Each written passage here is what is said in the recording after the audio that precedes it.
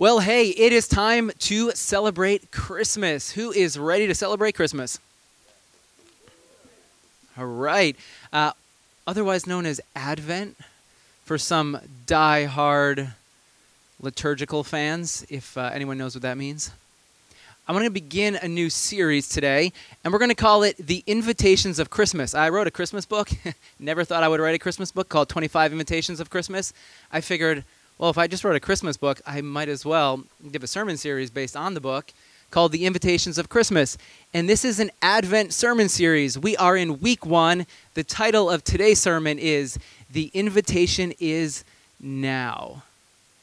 Now, if you are new to Christmas, to Advent, this whole idea, there might be a question that this idea raises for you. The question being, what is Advent? Maybe you've heard this word before. Maybe you've never heard this word before, but you're wondering, what in the world? We're going to talk about Advent for the next 5 weeks. What possibly could that mean? Well, here's Advent. It is a season of time in the church, otherwise known as the liturgical calendar, which probably raises another question for you, which is the question, well, what is the church calendar? I know about the normal January, February, March calendar that we learn about in kindergarten, but what in the world is the church calendar? Don't worry, I have a graph for you this morning, because pictures solve everything. Here's a picture of the church calendar. And what you'll see here is that, like any calendar, there are different seasons within the church calendar. If you take a look over here on your left-hand side, we see Advent in the purple. That's one particular season of the church calendar. We move to Christmas, Epiphany, Lent, which many of us have probably heard of before. Then we have Easter, we have Pentecost, and then there is ordinary time. Advent is a special time on the church calendar. And what the purpose of the church calendar is to convey the entire story of Jesus. Because sometimes if you get stuck in one portion of the story, you miss the larger picture. You miss the larger story. So the purpose of having a church calendar is to make sure that throughout one year, throughout every single year, the entire story of Jesus is told. The story of, well, what does it mean to follow Jesus? What does it look like? And the church calendar, it gives space to all the different emotions that every single one of us who calls ourselves human experiences. Because Advent is a season of excitement. Have you ever been there before? You're excited about something, longing for something, hoping for something, anticipating something. That's what Advent is all about. It's a season of anticipation, of preparing and planning. And then you have Lent, which is a season of grief. And we all grieve. And if we don't give space and allow room for our grief, we sort of bottle it up. So the church calendar gives us a space to be honest with all the things in life that we are forced to grieve. So the church calendar, I absolutely love it because it gives space for all of it, and it makes sure that we enter into all the fullness of all of these seasons. And here's what's really interesting and special about the church calendar. This was developed sometime in the 4th or the 5th century. This has been around for a while. Quite a while. Followers of Jesus have been following this calendar for about 1,500 years. That's a long time. Now, Advent, as I mentioned, it's one particular season on the church calendar, and it begins 4 Sundays before Christmas, because the 4 Sundays are meant to talk about peace, hope, love, and joy. We are 5 Sundays before Christmas, so we are jumping on the Advent train early. But I don't think anyone is going to mind, because I sure could use more peace, hope, love, and joy in my life. My guess is that you could probably all use some more peace, hope, love, and joy. So I thought, let's just jump on the Advent train a whole week early. We'll get in on the action before anyone else does. Technically, Advent begins December 2nd, which is next Sunday. And here's another really interesting part about the church calendar, Advent begins a new year. For us, with our normal Western calendar, the year begins in January, after Christmas. For the church calendar, which came 1,500 years ago, Advent signals the beginning of a new year.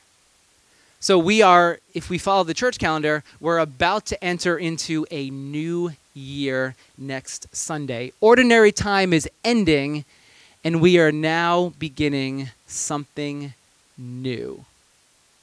Now, here's why I love Advent, because I love Advent. I absolutely love Advent. I didn't celebrate Advent growing up.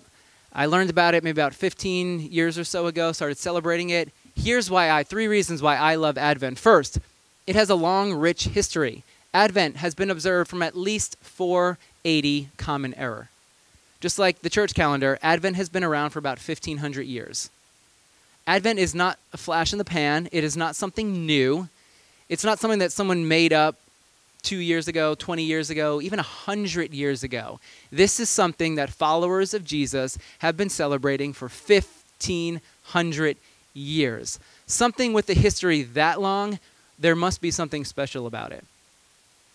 There must be something that this season can teach us and birth within us. Advent, as I mentioned, it's a time of waiting, longing, preparation, and anticipation for what's to come. For 1,500 years, for 4 Sundays before Christmas, celebrating the birth of Jesus, Christians have entered into a season of preparing. And if you are going to have a party at your house, who hosted Thanksgiving this year? All right, we have a few of us right down the center aisle here. You prepared for it. You didn't just wing it. You didn't wake up Thursday morning, Thanksgiving morning, like, oh, I think I should go to the store and buy a turkey. No, you prepared for it. That's what Advent is all about. We are preparing ourselves to receive. We're entering into this season, we're anticipating. We're expressing the things that our souls long for. And we take 4 Sundays, or if you're at Awaken, 5 Sundays to prepare to receive all that God desires to gift us with this year. Here's the second reason why I love Advent. It's because it unites us with other followers of Jesus around the world. Here's the thing about Advent. Millions of people around the world will be celebrating it. Millions of people will be anticipating and expecting and longing and hoping. There is solidarity in that. When you know there's other people, not just in this room, not just in our country, but around the entire world who together are entering into this season and preparing. There's something about that, about knowing that people everywhere across the globe will be celebrating this season together as we prepare for the birth of Christ. And then here's the third reason why. I mentioned I released an Advent book, had a book launch about a week ago. I did a Q&A. One of my great friends was asking me questions about the book. He asked me a question, why did you write this book? And I gave an answer, but he didn't like the answer. It wasn't sufficient for him. He wanted me to go deeper with the question that he was asking. And so he said in front of everyone who was listening, well, yeah, but it's more than that. Tell me why you wrote this. It's more, yeah, I get what you just said, but there's something deeper to why you wrote this book. And I've known this guy for a long time, so he knows me. He knows my love for Advent. He said, there's something about Advent that is special to you. Can you tell all of us what that is and why you wrote this book? And I thought about it, and I realized the reason why I love Advent so much, the reason why I wrote a book on Advent is because the gifts of Advent are hope, peace, love, and joy. And my hope for myself, for all of you, for all of us, is that we would receive these gifts. That we would receive more hope and more peace and more love and more joy in our lives. Imagine what the world would look like if we all had more of these gifts and we all lived more of these gifts out in our lives? Yeah, we read stories, we hear about what's happening around the world, and our hearts break. Tragedy, war, violence. Our hearts break. And God, we pray, could we have more peace? Could there be peace to the conflict? Could love overcome the evil that we hear about, that we see happening around our world? And so that's my hope. For me, Advent is special because I truly believe that these gifts are what God desires to birth within us. These are the gifts that God desires to see our world receive more of. We need a season to prepare ourselves, to make room, to squeeze out all the other things that we carry with us so we have more room to receive these gifts. Here's the question, or the questions, because it's hard for me to just ask one question. So here are the two questions that I want to ask during this series. This is what the entire series is founded on. How do we receive these gifts? Peace, hope, love, and joy. We all want them, but how do we actually receive them? And then how can we have more of the good that our hearts desire? These are the questions that I want to explore together over these next 5 weeks. And here's how I would answer it. Very simple, right from the beginning. You say yes to the invitations of Christmas. Sermon series is titled The Invitations of Christmas. How do you receive more peace, hope, love, and joy? You say yes to the invitations that we will encounter over the next 5 weeks. You say yes to being an active participant in this time of preparing, waiting, and anticipating. Here's the thing. Christmas can happen to you, Advent can happen to you, or you can happen to Advent. I didn't work that out. I don't know what that means, but it just sounded good. You can let Christmas, the spirit of Christmas, the busyness of Christmas happen to you. And then you can look back 25, 30 days from now and say, what in the world happened to that season? Or you can intentionally enter into this season saying, I am going to pursue something different than the busyness. I am going to pursue a different way of living than just cramming and moving so fast that I miss the preparation and the preparing, that I miss the goodness that God desires to gift us with this year. Now, let's look at the main players in the Christmas story, because I want to show you how they said yes and no to the invitations of Christmas and what happened as a result of their yes or their no. So who is the most, besides Jesus, who is the most iconic figure in the Christmas story? Mary. Keaton for 500 points. Yes. Here's Mary. Luke chapter 138. The angel comes to Mary and says, you shall give birth to a son. After Mary's like, whoa, what in the world? How is this going to happen? The angel kind of tells her a little bit more. Here's how Mary responds. Okay, yeah. She's saying yes.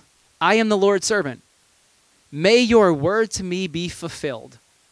Mary is all in. And then the angel left her. All right, who can guess? Who's the next character that we're going to visit? Joseph. All right, yes. I don't know. I heard a couple of people who buzzed at the same time. When Joseph woke up. Now, here's the thing about Joseph. Joseph knew his wife was pregnant, and it wasn't his kid. He found out on Jerry Springer, okay? Joseph was going to divorce Mary, but then an angel came and appeared and is like, hey, Joseph, don't worry. This is the Holy Spirit's child. Everything is cool, which of course clears everything up, right? It's like, okay, what did I eat before bed? But Joseph trusts that this really is the work of God. And so he says, well, I'm not going to divorce her. I'm going to stay with her. I'm going to allow God's work to happen through me and my wife. So when Joseph woke up from this dream, he did what the angel of the Lord had commanded him. He took Mary home as his wife. Joseph, he wanted to say no because it was really weird and strange. He wanted to say no to what God was doing. But here, In Matthew 1:24, we find out Joseph is saying, yes. He is open. He's receptive. He's willing to say yes to wherever God happens to be moving him. Let's take a look at the shepherds who show up at your manger scenes, your nativity scenes. This is Luke chapter 2:15. When the angels had left them and gone into heaven, here's the shepherds. They're hanging out at night, just watching their flocks. They're doing their job. They're going about ordinary life. All of a sudden, angels appear and say, hey, there is this child who's been born. And this child shall offer peace to you and to this entire world. Now, here's how the shepherds respond to this. They said to one another, let's go to Bethlehem and see this thing that has happened, which the Lord has told us about. What are the shepherds saying? They're saying, yes, let's go. Did they have to go? No. No. And maybe there was one shepherd who's like, nah, I'm going to stay back at the camp. And you know what? I just got the new PlayStation game. I'm going to hang out here for a while the rest of you guys all go off and check out what's happening in Bethlehem. Yeah, so the shepherds, they were saying yes to this invitation. They were being offered to step into something, and they said, we're going to move in this direction. But they could have said no. And maybe one of them did stay behind. The Magi, who we sang about this morning, oh, there goes that balloon. The balloon said yes. All right. Nice. Happy New Year. Happy New Year at beginning of Advent. Look at that. It's okay. We're good. So Matthew 2, verse 1. After Jesus was born in Bethlehem in Judea, during the time of King Herod, Magi from the east came to Jerusalem, and they asked, where is the one who has been born King of the Jews? We saw his star when it rose, and we have come to worship him. Did the Magi have to leave home? No. We saw his star. We could have rolled over, stayed in bed a little longer. We could have hung out here with our families. We could have said no, but instead, what are the Magi saying? Yeah. Let's see where this leads. Let's see where this goes. And then we cue the Darth Vader music. King Herod, Matthew chapter 2, verse 3. When King Herod heard this, when he heard that a child, King of the Jews, had been born, he was disturbed, and all of Jerusalem with him. Herod begins to resist. He heard about a child who was bringing peace, hope, love, and joy, and he didn't want any of it. He heard about a child born King of the Jews, but he said, well, that's my title, because that's how Herod was known. He said, this is a rival to my power, to my authority. And so Herod put his hands out and began resisting. Instead of accepting and walking into the invitation, he said, I want no part of that. Now, let's take a look. Let's flip forward a little bit and see how each of these characters, how things develop in their lives by saying yes or no. We'll begin with Mary. Mary said, this is a little while after she said yes to the invitation, after the angel had visited her. Mary said, my soul glorifies the Lord, and my spirit rejoices in God my Savior. What do we see here? We see joy. We see gratitude. By stepping into this invitation, by saying yes, joy was birthed in her heart. Gratitude, praise. Here's a little look at the shepherds. The shepherds returned glorifying and praising God for all the things they had heard and seen. How would you like to live every day like this?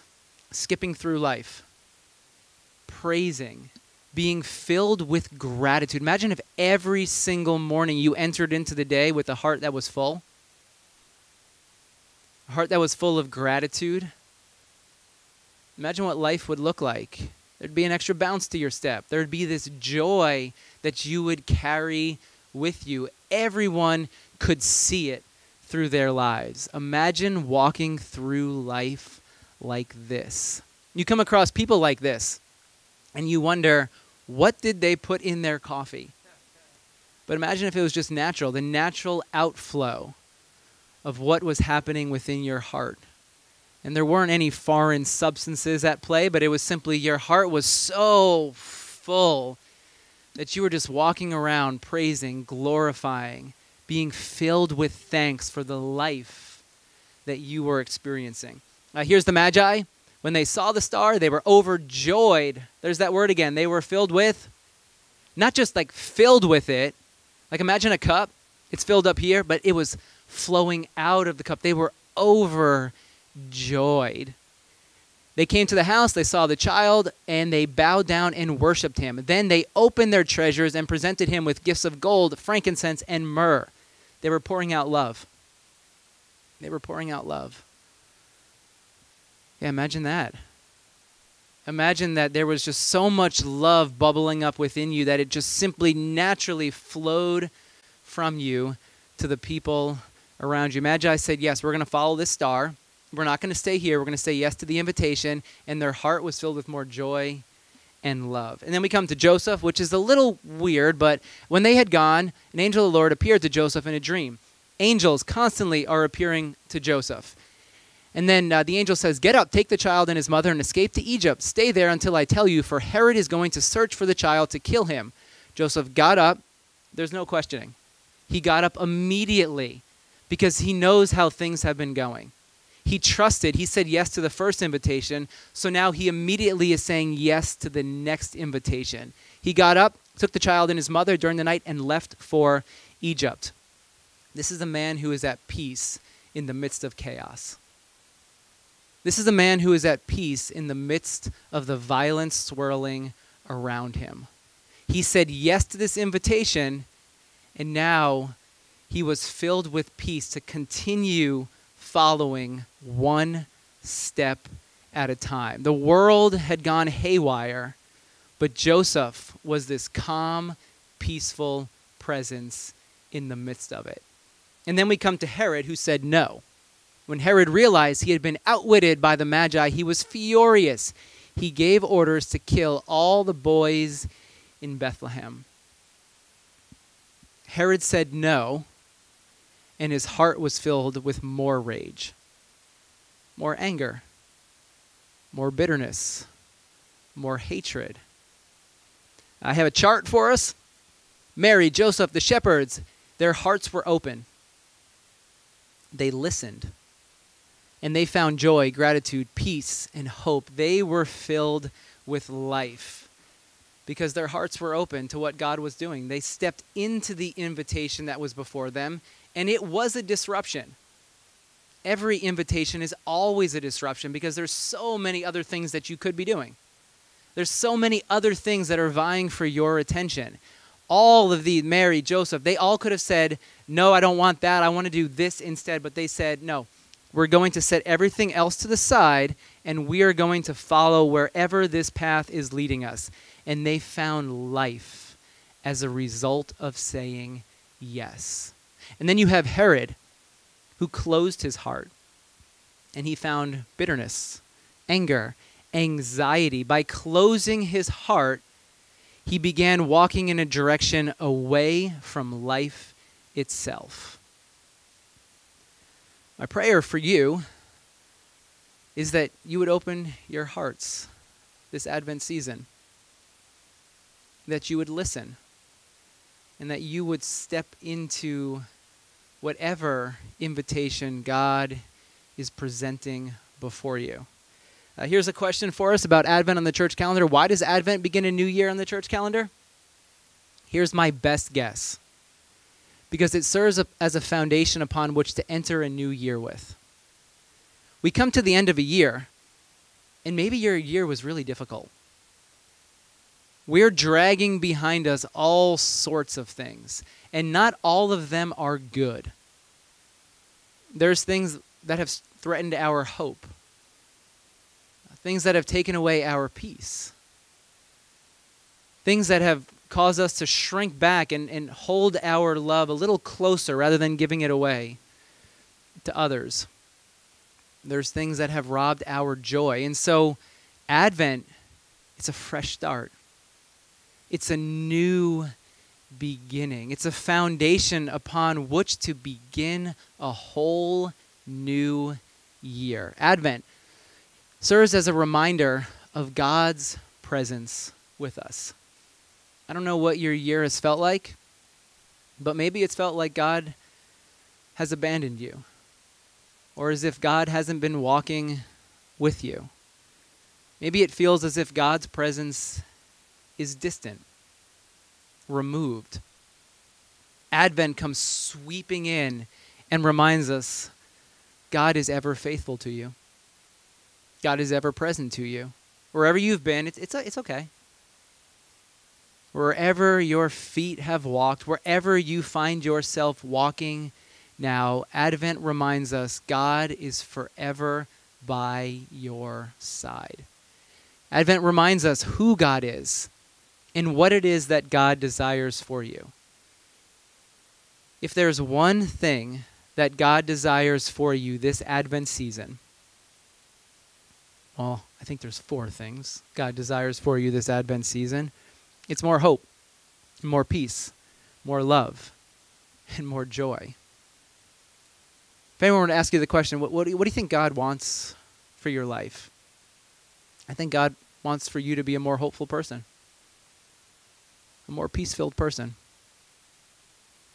someone who is growing and who has more and more love for yourself, for others, for this world, someone who is filled with ever more joy. What God desires is to save you from all that is dragging you down, all that's enslaving you, all that's holding you in bondage. It's a loud proclamation. You are loved. If you ever question that, every year, Advent comes and says, despite what you may have heard throughout this year, despite what you may be believing about yourself, you are loved. And you're not alone. And hope is on its way. Because for Advent, it's a season of waiting. We all know how the story ends. But Advent is a time of waiting for that ending. And that's how life often feels. Life can feel like a time of waiting. Advent enters into all of that and says, yes, waiting is a part of it. And in the waiting, we trust that hope is coming. That hope is on its way. So the invitation is now, and the invitation is to say yes to the moment. And there's 2 truths and a question for us.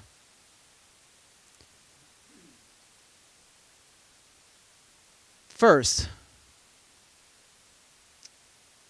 you can resist speed. How do we say yes to the moment? We make space in our lives. We sit with the story. We listen to what God is speaking. That's what Mary, Joseph, the shepherds, the Magi all did. They made space to listen. Advent sometimes comes sweeping in so quickly, it feels like it's overtaking us. But you can resist speed. You can say no at times. You can be intentional about making space and slowing down. You can decide where to spend your time this Advent season. You have power in this. You have choice. You don't have to speed through this season. We did some Black Friday shopping, and oh my goodness, Friday evening, I just felt off. I was like, what is this? Like, this is how I spent my day? Yeah. No, you can resist. You have choice. The question is, as we enter into Advent, well, what do you truly want from this season?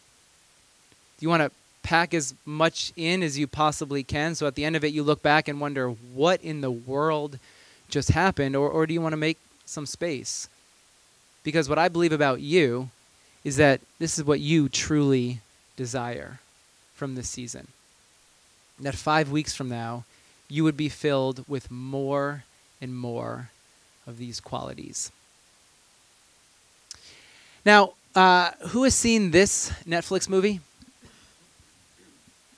We came across this new rendition of A Christmas Carol last year. We watched it last year. If you have not seen this one yet, I know you're probably thinking, why in the world do we need another Christmas Carol? We already have like 54 of them. Why do we need another?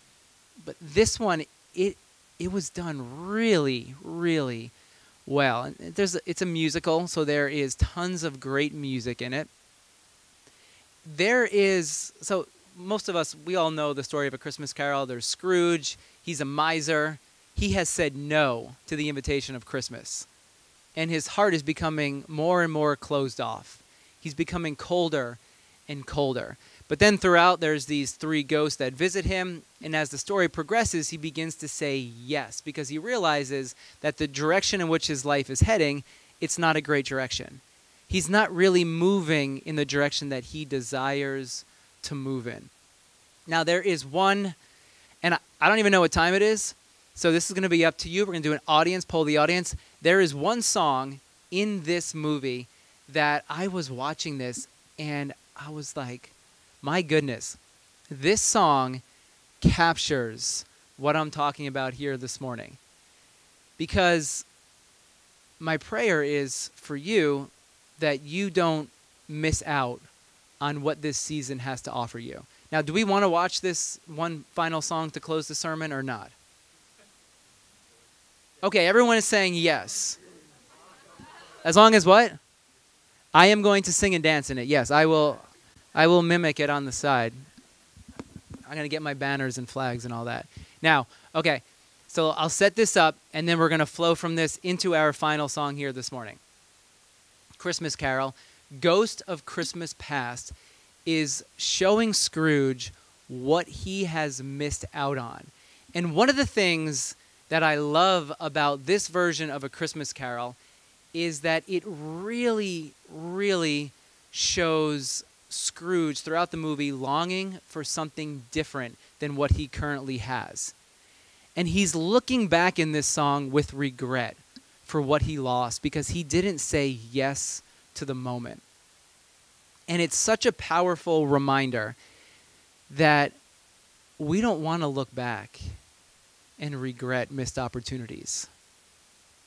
We don't want to look back over this season or other parts of our lives and wish that we had said yes when instead we were saying no at the time.